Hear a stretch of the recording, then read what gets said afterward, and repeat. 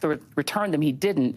And also, it seems possible that it might be about going after the Justice Department for investigating the insurrection that Jim Jordan supported. Well, a couple of things. First and foremost, let's speak to the Weaponization Committee of the federal government. We see what's happening at Twitter.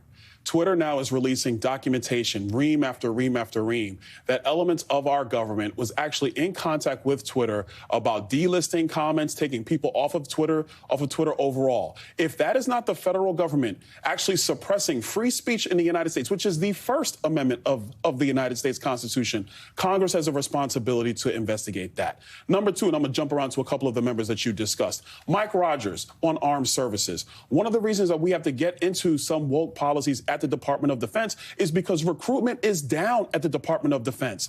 If our military is not prepared to deal with battles in the future because recruitment is down, shouldn't we go in and investigate all the things that Wait, hold on a second. No, hold on. What are woke policies at the Department of Defense?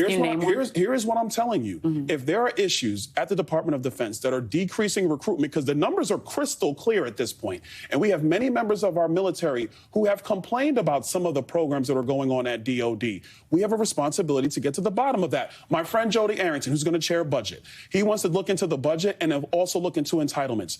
Do you know that Social Security is going to be insolvent in 2035? It is not going to be. That is not true. That is actually not true. No, it's actually not true. Now, Joy, it's actually not true. It's actually not true. But it's actually not true. The financial community. That's actually not true. That's actually not true. Will go insolvent. That's actually not true. Those are the facts. That's not true. Should we not prepare for that? What the Republican Party and what the Tea Party have proposed is privatizing Social Security, which would actually subject Social Security to the whims of the market, which I don't think that people, that's not what they paid into. If you look at the returns of the S&P 500, that is not true.